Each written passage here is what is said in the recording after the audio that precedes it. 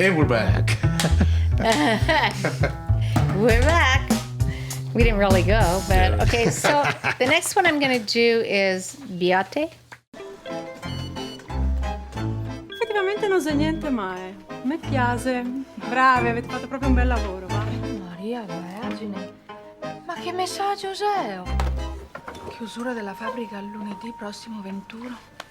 3 mesi di cassa integrazione. Questa fabbrica è la nostra vita. Siamo noi che te l'abbiamo fatta crescere con le nostre mani. E tu ci hai tradito. Ma io dico, una bella ragazza come te, con questo piede torto, una donna senza marito e ora senza nemmeno un lavoro. Ora è pure colpa mia. Devi pregare la Beata. Solo lei può farti il miracolo. Una commissione di periti ha ordinato degli interventi strutturali urgenti. Avete i fondi per le emergenze? Se manderanno via. Se manderanno chissà dove. Ma che belli sti ricami. Non pensavo foste capaci ancora di fare queste cose. Zia, ma non è che me li daresti? Di scarpe. Sì. Capigli dirli. Non sarebbe bello se lavorassimo tutte insieme? Suore e operaie. Usiamo i vostri ricami. Niente più scarti. E ci dividiamo i guadagni. Il dottor Manzi vuole subito vedere il nostro catalogo, Catalogo? Quale catalogo? con delle punte anche di erotismo, ragazzi.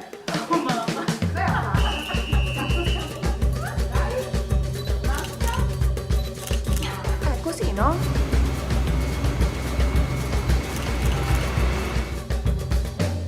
La faccia no, però, Scusi sorella se mi permetto,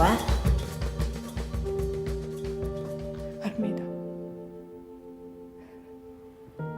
Se sei stata tu a farmi arrivare fino a questo punto, aiutami, Armida. Ti prego. Conforme. Ragazze. 5.000 pezzi, tutte le taglie!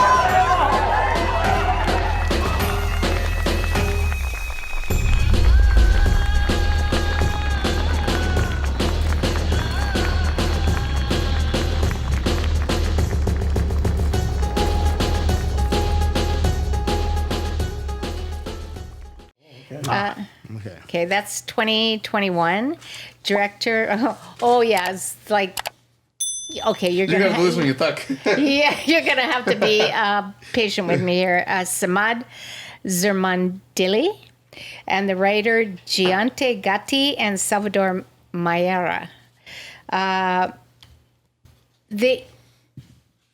Okay.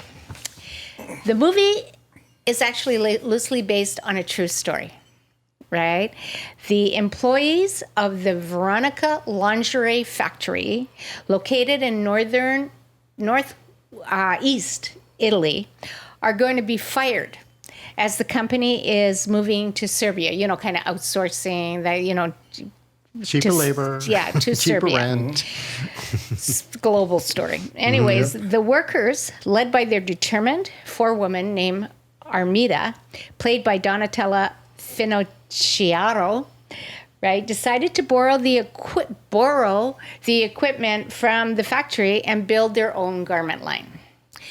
Meanwhile, Armida's aunt, who's also named Armida, but is and she's played by Lucia Sardo, and she is Sister. Hold on, Restituta.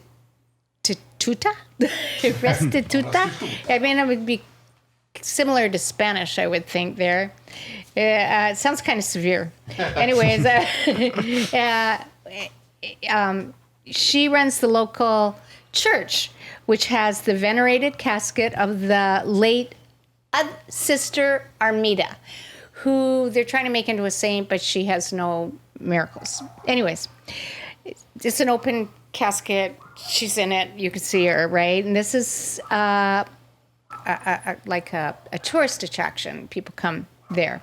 The convent is about 1,200 years old. It's really, you know, so it constantly needs repairs. The nuns work on embroidery and lace, and it's very sought after, but the problem is they just cannot keep up with the repairs that the church, the convent needs. So they also come to realize that the convent is being sold to a developer to be a high-end hotel spa kind of thing, right? Another global thing, like you said. Yes. The factory workers end up teaming up with the nuns, a pragmatic partnership. Northern Italy is beautiful, and the unlikely union creates a very interesting, funny, and even a few tears, but in a good way, story. I hope this story is true because it's great. It's like that. Just imagine that. There's this lingerie company, these women. There's a couple of guys, but mostly women, and these nuns, and they're getting together. And actually, the scenes are very beautiful because it's like the convent is amazing, and it's just you Well, really you can shoot anything in Italy, and it's just going to look you amazing. feel like you're somewhere else. It's like this little town. So, anyways, that's basically the idea of the movie.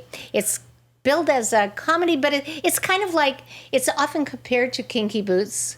You know, Right. you compared That's it what to I that, did. and I read that they compare it to that. Like it's, Because of the two different worlds that have to come together to try basically be beneficial for both of them. yes, Yeah. and they kind of It's have like to. the movie Pride, actually, too. I don't know Oh, if you've seen Pride it. is an amazing movie. We'll have to do that another time. But it's two different Fisherman's Friends? No. fisherman's friend. Oh, let's just go through all the British movies right now, right? Like the Full Monty. Oh, yeah. Monty, Calendar Girls. exactly. It's got that kind of feel to Yeah. it. But I have to say that the actress who plays Armida, Donatella Donatella Finocchiaro, Finocchiaro. she is Yes. she is just the most interesting looking woman. She is just so attractive in a I don't know, in an Italian way. I don't know how to say Right. what I mean by that, but a European way. But she has a lot of charisma, I thought. Oh, my God. Which is why you can understand why when she comes up with the idea that everyone will follow her. Yeah, you know? well, she is the foreman at the factory. Anyways, so that's my movie. And what did you think of my movie? Yeah, I enjoyed the movie, too. We'll see what my notes are here. What is? Oh, yeah. You know what? That Beate is a feminine plural of Beato, which means blessed or Right. blessed. Well, or I know they fortunate. have the beautification as a Catholic thing. The beautiful. Yeah, Right. so the movie's named Blessed, or for feminine, like all women bless them Right. females, you know. And from Like the Beate- Virgin Mary. I Beate- noticed that's how they translated it every time I heard that word. because in you know, Italian, like was Spanish blessed. is from masculine and feminine and all that, and right. it comes from Latin Beatus. So Ah. the movie is actually partially inspired by true stories. They say the comedy Beate is. I'm just reading some notes that I'm not supposed to be reading. Now we're on to the rape. No. But I was saying, the movie did remind me of the Full Monty, Fisherman's Friends, kind of those, you know. And where the movie has a colorful cast, you know, like her friends, and then the girls. Donatella, Donatella, what's the character's name? Her name Armida. Armida. Everybody's name's Armida. Armida? Well, she is Armida because she was named after the saint. Yeah, after the You saint, know, but, she's got that really, the aunt is also named Armida. she's got a really funny boyfriend who's like a very Italian. ye- like, oh, yes. Loris. I will Loris. make love to you. So, but yeah, it's am I reading my notes He's here? actually okay. He's actually a good guy. Well, it is interesting. You could tell, even though he doesn't want to have a quote unquote relationship or get married to her, he does want to have sex with her, but he also does look after her. That's one thing I did like. It's to be a cultural thing. Yeah. Right. So one His thing about the name's- movie that I really like, which is no, I'm not gonna do a spoiler thing, but there's a towards the end, there's something that happens that makes you wonder. If it was you don't know the reason for it, because there's a thing that that she has see, I'm getting too much spoiler. I don't care what I'm talking about. Yeah, but Remember that she has She a has bad foot. she has clubfoot. clubfoot. She has a clubfoot, and she goes to get to Canada to try to get operated.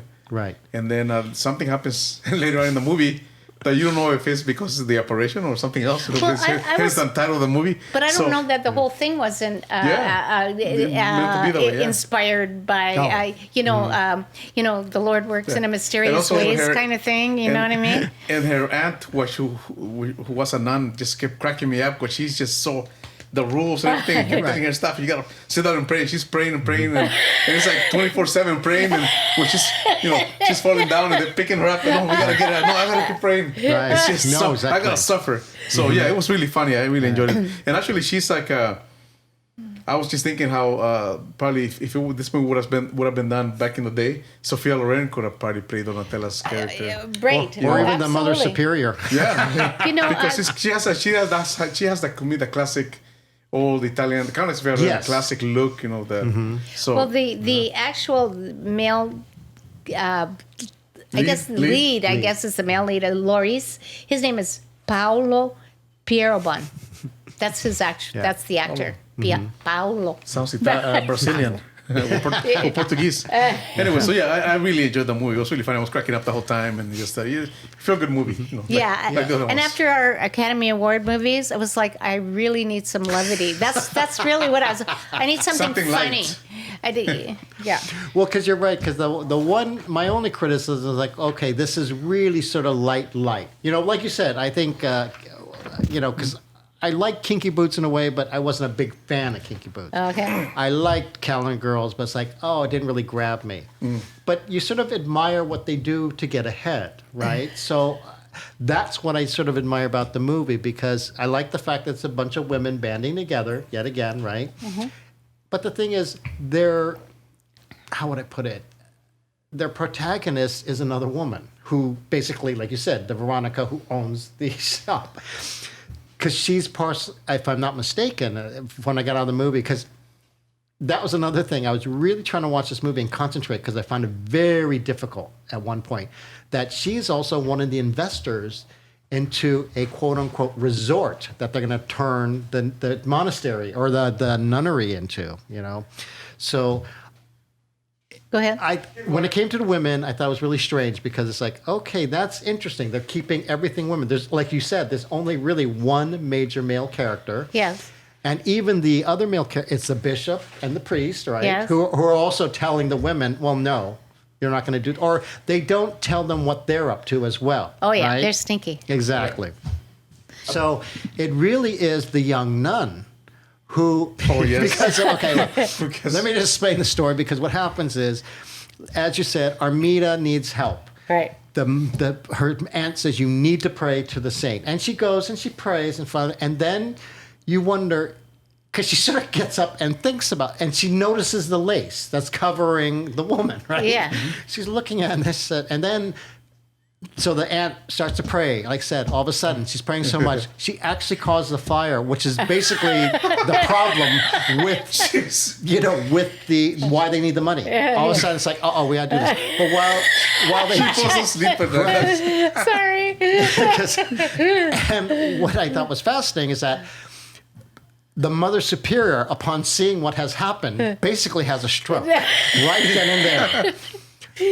And so, It's like Laurel and Hardy. and the funny thing is Armida's aunt is sort of like the next in line. But when they said who's going to run that, you think, of course, it'll be her. But then she appoints the young novice, and she's not even a novice. She's just the youngest one there. The youngest one. But what makes me laugh is the fact that at the beginning, you see her touring. She's speaking both French and Chinese to the tourists. And I thought, okay, this is a very smart girl too, as well as that.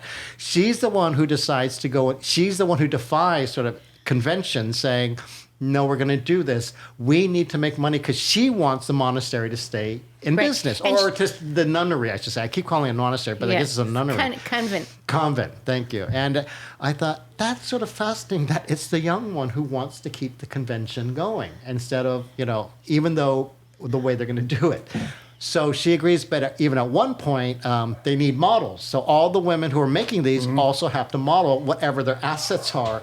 No one has good legs, except, of course, the nun, the young nun. So there's all these cute scenes, but what I like especially was the fact that upon them, after the fire, they have to make the lace to make the new covering for the Saint Armida. I guess she's not a saint, but this woman. And that's when Armida, the woman who in the factory, says, you're going to throw these away, right? And that's when they start attaching them to bras and underwears, and they come up with designs. In fact, at one point, even one of the nuns comes up with some of the designs that they're very receptive to. Because, why don't you do this? Like, oh, that's a good idea. So they're throwing all conventions out to help one another. And I think that's what I sort of got the satisfaction. It just wasn't one person and this and people following. There's a real contribution of different efforts that even you could see at the end that even the Mother Superior felt that, oh no, what she did, what the young girl did was right, even though she objected to it. And of course, like I said, the aunt character at the very end, that's what I think really, I said, that's what makes the movie to me is the very end. Because of how everything develops. Yes. It's like, okay, now I know that's not very Christian, but that smile on her face, because she hardly even smiles. She's so full of anger and everything, because she wants Armida to do better, and to, and she keeps talking about, oh, your poor mother, which I guess was her sister, right? She's just driving force. So that actress, I have to admit, I thought she was great. I mean, she was the one I was drawn to. Lucia that was the character Sardo. I just thought was I so think funny she's and so actually quite well-known Italian actress. Yeah. I could believe that. Yeah. Because what I will say, too, is that it took like a really strange turn for me because I really thought it was not quite, but almost like an Almodovar film. Like taking the nuns and having them doing things unconventional. Yes. I said, that's like Almodovar, except they didn't go over the top, like drop acid like in the Dark Habits, like Almodovar has them do, right? Or become lesbians. It's none of that. It's really just sort of a straightforward Catholic nuns need money. This factory needs money so they can succeed. And like I said, the outcome, I thought, is like, okay, I wasn't all there, but boy, that ending is what makes the movie, in my opinion. Well, but it's really funny, too, like Minari, right? It's got this kind of, it's almost got a message, like the message almost is, it's kind of like bending the rules to get a good ending. Everybody had to be less rigid. Right. You know what I mean? Survival, because they're all in trouble. Right. They're all in financial trouble. Yeah. And so really unlikely people join together and think outside the box and are successful. And I thought that was great. But even theoretical, looking at the movie, it's like, well, was this God's will? Yes. Did the Mother Superior have the stroke so she couldn't? Because she would have said no right away and it would shut down, period. We know that for a fact, right? Right. So it's like, and then, like I said, it's all these little things like, this is really sort of interesting. Well, even though she saw that, even when she saw that ad for that operation for her foot and decides to do it, that was the only thing in the movie. It's like, why is she going now?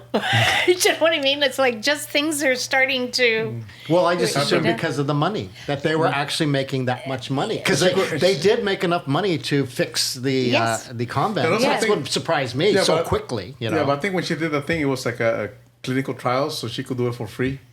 Yes, but, so that's right. It might have, but I think it had to do more with... I thought it had to do more with how she... They paid their expenses. I think maybe the whole thing is had to do with her own... just how she felt about herself, her image. Well, see, and that's the only problem I did have with the movie was I thought, wow, she really is distracted about her foot. But it's very obvious because, for example, she attends a ballet recital with the daughter. And they even show her like looking at her feet, like how beautiful my daughter is. It's like she wants that in a way. Well, she just wanted to wear a pair of regular shoes. What is interesting that she has a club foot and her daughter is a ballet dancer. Right. Well, that's what I mean. It's like, see, I'm going to have you do what I could not do, or I've always dreamed of. But and her daughter is actually a very good person as well. Oh, yes. Well, everybody's good in this. Yeah. Even if they're eccentric. Well, even the Loris character, the male character, you think he's sort of like not quite that good at this or that, but he's always there for her. It's funny because he seems sleazy at times. Well, he sort of is. He is, but he comes through. He comes through. Right. Even very unconventionally comes through. And to a point, it's like, did I really see that? Is that who I think it is? Actually, it kind of reminds me more of the America one of the because it's all women. Basically. No, about the pants, the traveling pants or whatever. Oh, the Sisterhood of Traveling Pants. Yeah. Oh, I've never seen that. Oh, yeah, it kind of reminded me more like of that. It's a very much a woman's movie, I think, even though everybody would be entertained by it. You know what I mean? It's just women would particularly like it. It was a lot of women, and you will relate to, like the little thing, like she wants to wear regular shoes, Right. like with heels, because she has clubfoot, so she always has to wear a special foot. Anyways, so are we ready to? Yes. Are we ready? Yes. Okay. So Yeah, it's entertaining. I will give it an 8. I gave it a 6 because it was a fun movie. I give it an 8. Okay. Also. All right, then. So Okay. we'll be back. And